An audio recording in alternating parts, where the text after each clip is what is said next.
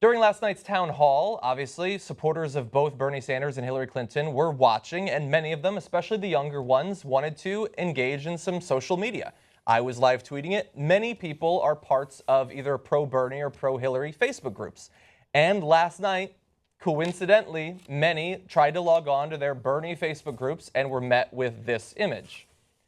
Content not currently available. And it oddly started to happen to many of the largest Bernie Sanders supporting groups on Facebook as the town hall went on and as the night went on. And you're seeing there, I mean, that's 150,000 people that are parts of just those 4 groups. And you'll notice all of them Bernie Sanders groups getting shut down. If you go to this next one, we have a couple of other groups that were also affected. I mean, we're talking about massive numbers of people there in just these groups, the most popular ones that were being talked about the most. And it rapidly became clear as information was shared around, you're seeing there, that this was not an accident, that this was not a mistake, that people were going out of their way to try to shut down these groups. Now, it's blocked out in that particular image, but you can find this image online. The man who shared that is named Casey Champagne, and take note of that name because we're going to return to it. You see there that he had reported them for threats of violence and laughed as he did it. 75 people liked that, by the way. We're going to return to that in just a second. Next, you're going to see an image from the Bros for Hillary. Oddly enough, I haven't seen a lot of Hillary bros being attacked in the media. Apparently, they enthusiastically call themselves that. Spreading that they're going to try to take down the Bernie Sanders dank meme stash with credible threats of violence. And so this is going on with those groups. At the same time, understand that we're hearing information about these groups being brought down because people would go onto those groups, the Facebook groups, and they would post pornography, including some reports of child pornography that then would get the groups taken down, either by people reporting the group for having that pornography or through Facebook's automatic content evaluation system that would take it down. Now, the director of Bros for Hillary, the group that we showed you there, says that last night a former member decided to engage in harassing behavior towards Facebook groups of Bernie Sanders and posted about it in the Bros for Hillary Facebook group. This was not promoted or supported by the leadership of Bros for Hillary. We removed the offending posts and members as soon as possible. Okay, I want to pause there for one quick second. We'll break this down, all of it in a sec. But there I want to note, if anyone online sent a tweet that Hillary campaign didn't like that was in favor of Bernie Sanders, Bernie bro, he speaks for Bernie and every single Bernie supporter. Now all of a sudden, when it's Hillary Clinton's side, not necessarily her team, but her side, her supporters, with what appears to be a coordinated attack. Oh, it's just a couple of rogue agents. They don't speak for us. Yeah. No such thing as Bros for Hillary. Your group is called Bros for Hillary. Okay, the other groups were not called Bernie Bros. You made that up. Okay, yeah. So, but what's good for the goose, not good for the gander. No. Actually, I think flipped gender-wise in this case. Okay. But I get what you're saying there. Facebook put out this statement you're going to see here. Oh, sorry, I apologize. This is the social media director for Bernie Sanders, who wanted to get ahead of this thing.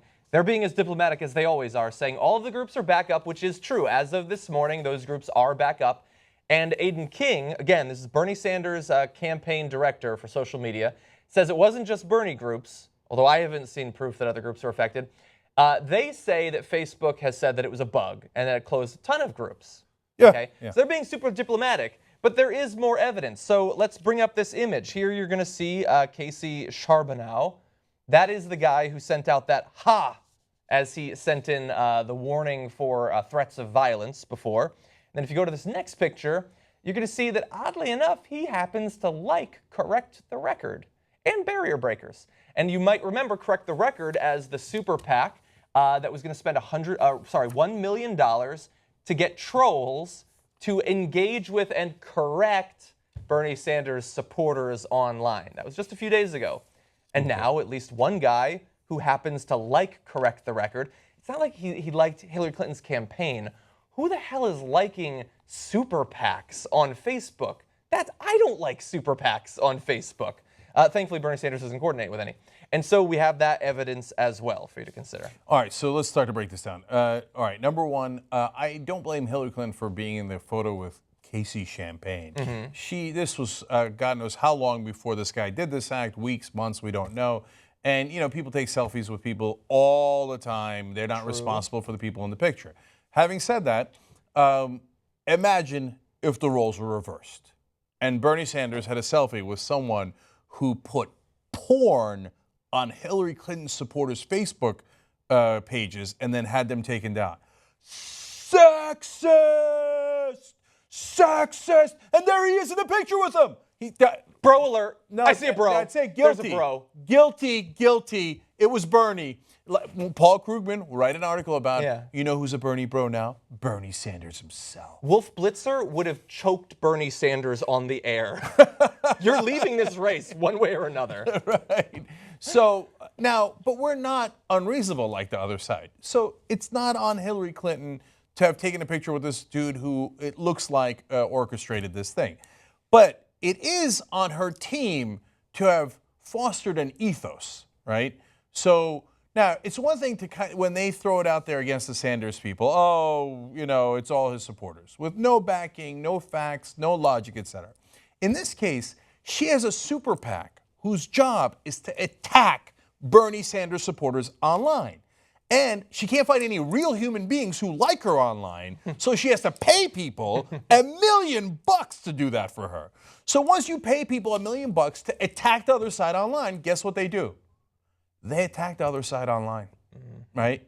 And here it is. Yeah. So if ever there could be an ethos traced to a campaign that then results in this is the case, right? So David Brock should not, you want to put Hillary Clinton and say, it's got nothing to do with David Brock who's running the super-PACs. You're hilariously naive, okay? But if you want to do that, at a bare minimum, if Brock is tied to this at all, and right now it's just the culture that they've created, right? We don't have any direct links saying Brock or anyone on his team ordered this, right? So I'm not saying it should happen now. But if you found that link, I think we all agree that, you should get fired, right? Or is that only for Bernie's side, for non-existent things that you guys made up? Here we have a real thing. And now let me dismiss one other thing. I'd like to dismiss the notion that they didn't know what they were doing. Okay? So I cracked up at the idea that, this might have been random. Maybe Facebook just had a bug. So let me get this right. Facebook's random bug only took out Bernie Sanders pages, and maybe other pages that are unrelated to politics, they claim, okay? But that bug just mysteriously missed all of Hillary Clinton's pages. It just miraculously hit almost every one of the Bernie pages, didn't hit any of Clinton. You would have to be a moron of epic proportions to believe that, okay? There's no way that was, this is not a coincidence. You don't hit, how many, 7 groups overall? More, 1, 2, 3, 4, 5, 6, 7, 8, 9. And then if you count the groups suing to make sure that there's no fraud in elections, they also got hit earlier. Weird. Golly gee, what a bug, right? So no, of course it's not a coincidence. Of course it was done by some Hillary supporter. It looks like they got a good case against this Casey guy, but we'll see. We'll let him sort it out. And finally, on that note, Facebook has a responsibility here, right? You're telling me Facebook can't figure out who put in these notices? They should know exactly who posted every single message. Of course they know who posted those messages. So, I get it. I don't need, immediate action within 24 hours. But if they never tell us who did it, that would be egregious. That would be unbelievable. You've got someone clearly abusing your system, right? Your website, your company, your rules. Shouldn't there be consequences for that? If there isn't, it would be weird for you to cover up for one political campaign that would be enormously biased and it would be political. Because they're gonna, if they don't tell us who did it, they'll say, we don't want to get involved in politics. No. If you're covering up who did it, you're involved in politics. Yeah, they could show us, let's say a Hillary supporter says, you're wrong, there was no porn posted, there was no child porn. Okay, Facebook can tell us exactly what pictures were posted and who posted them, what those people's history on Facebook is. They could do that, but they choose not to. I want to show this final image. This was a Facebook statement to our political reporter, Jordan Cheriton, saying a number of groups were inaccessible for a brief period during a town hall. We corrected the problem and are working to improve our tools. And he asked about what the automated policies are, and they say the content review process, which I believe is a reference to the perhaps immediate detection of pornography. I'm going to be clear about this one more time, okay? So some people can abuse the process. Facebook has, YouTube has, all these other big companies have. It's not on Facebook to have foreseen that exactly. You know, you can make an argument for, hey, they should have a better system, et cetera, but I'm not getting on them for that. And I'm not getting on them for, hey, you didn't solve this within 6 hours, right? And by the way, they did get the posts, all those groups back up fairly quickly. Which is good. But after a certain amount of time, 2 days, 3 days, you're telling me Facebook doesn't have engineers who could figure out who did it? See, then you would have a different problem. Yeah. Okay, then you would have wittingly or unwittingly engaging in a political cover-up. So that we can't have. So you can go for content review process, and I'm not talking to you for some period of time. But afterwards, you got to fess up to what happened here, because clearly Facebook knows who did it.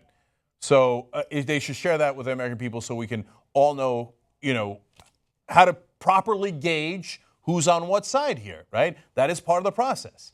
And by the way, if they do that, I mean, as angry as I am that this is clearly a coordinated attack, I would be surprised if it was ordered, right, by Hillary Clinton's team, prove that it was, or even her Super-PAC, because it's a really dumb thing to do.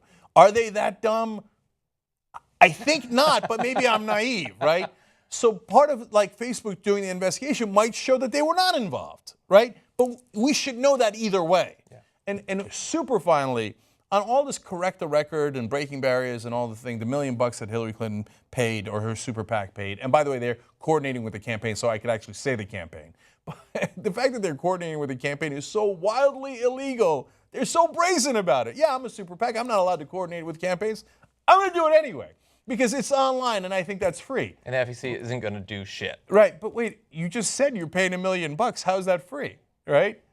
Anyway, right? Okay, fine. So they're admitting coordination. So it is her campaign. Her campaign saying, yeah, I have no real supporters online. So if you see someone online, it's probably someone I paid on my behalf because there's no one online who supports me, right? Like when you do that, it's such a terrible mistake because even if you have real supporters, and of course she has some real supporters online, now they get discredited because now every time I see a Hillary Clinton supporter online, I don't know if they're paid or not paid. So I go, dismissed. Okay, go make $1 somewhere else, okay? Yeah. So what you've done is, oops, you just discredited everyone on your side. Yeah. Brilliant move. I saw a tweet from Bill Clinton in support of her, and you could say that he's her husband, but I know that he likes to be paid for his statements, so I'm going to assume that he's with Correct the Record. And the final, we talked about this when we talked about Correct the Record the first time.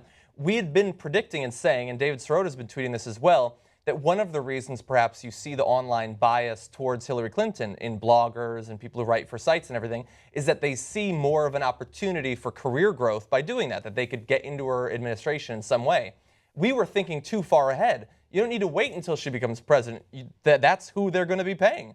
Like people who write for these sites, they now have a financial stated incentive to be in favor of Hillary Clinton. You know the old Clinton slogan, if you can't beat them, buy them.